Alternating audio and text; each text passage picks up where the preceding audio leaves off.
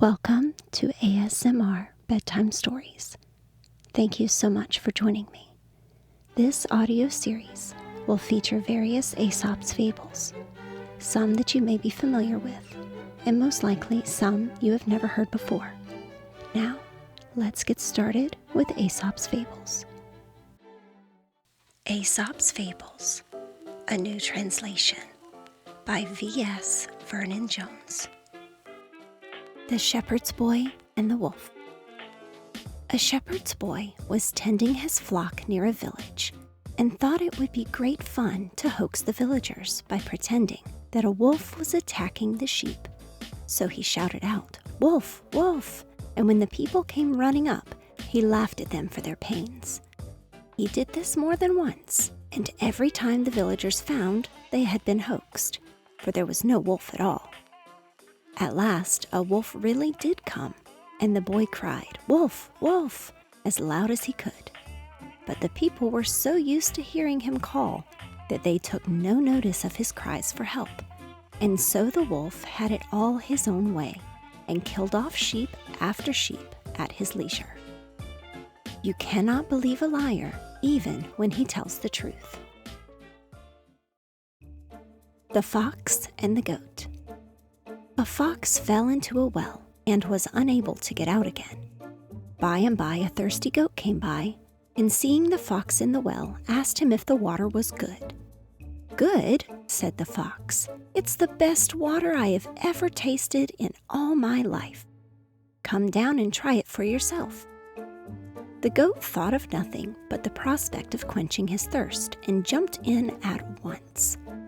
When he had had enough to drink, he looked about, like the fox, for some way of getting out, but could find none. Presently the fox said, "I have an idea. You stand on your hind legs and plant your forelegs firmly against the side of the well, and then I'll climb onto your back, and from there, by stepping on your horns, I can get out. And when I'm out, I'll help you out too." The goat did as he was requested, and the fox climbed onto his back and so out of the well, and then he coolly walked away. The goat called loudly after him and reminded him of his promise to help him out.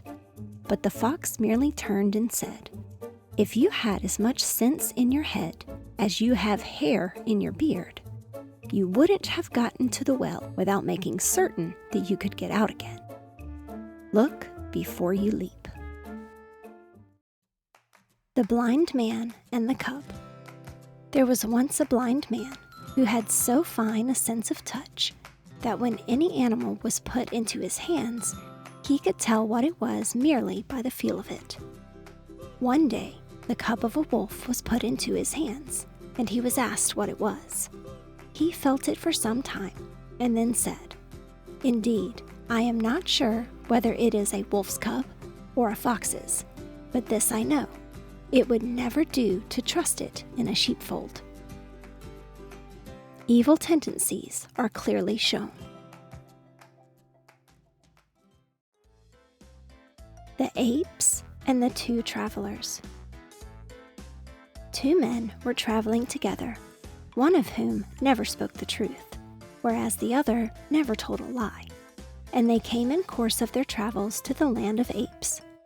The king of the apes, hearing of their arrival, ordered them to be brought before him, and by way of impressing them with his magnificence, he received them sitting on a throne, while the apes, his subjects, were ranged in long rows on either side of him. When the travelers came into his presence, he asked them what they thought of him as a king. The lying traveler said, "Sire, everyone must see that you are a most noble and mighty monarch. And what do you think of my subjects?" continued the king. "They," said the traveler, "are in every way worthy of their royal master."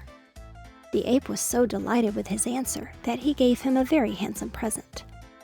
The other traveler thought that if his companion was rewarded so splendidly for telling a lie, he himself would certainly receive a still greater reward for telling the truth. So, when the ape turned to him and said, "And what, sir, is your opinion?" he replied, "I think you are a very fine ape, and all your subjects are fine apes too." The king of the apes was so enraged at his reply that he ordered him to be taken away and clawed to death. The Fisherman and the Sprat. A fisherman cast his net into the sea, and when he drew it up again, it contained nothing but a single sprat that begged to be put back into the water. "I'm only a little fish now," it said, "but I shall grow big one day, and then if you come and catch me again, I shall be of some use to you." But the fisherman replied, "Oh no, I shall keep you now I've got you. If I put you back, should I ever see you again? Not likely."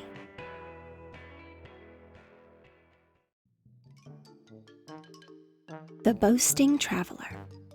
A man once went abroad on his travels, and when he came home, he had wonderful tales to tell of the things he had done in foreign countries.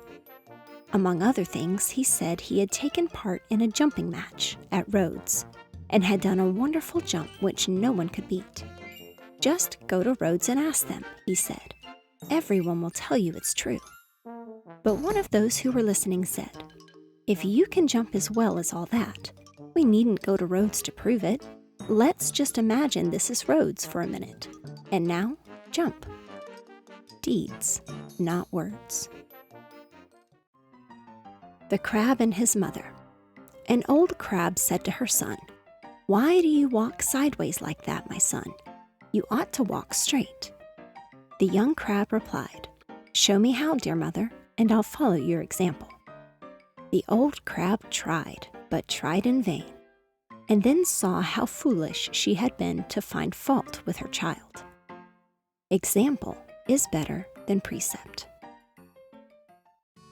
The Farmer and his Sons. A farmer, being at death's door and desiring to impart to his sons a secret of much moment, called them round to him and said, "My sons, I am shortly about to die. I would have you know, therefore, that in my vineyard there lies a hidden treasure. Dig, and you will find it."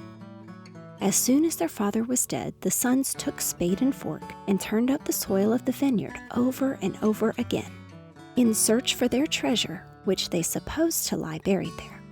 They found none, however, but the vines, after so thorough a digging, produced a crop such as never before been seen.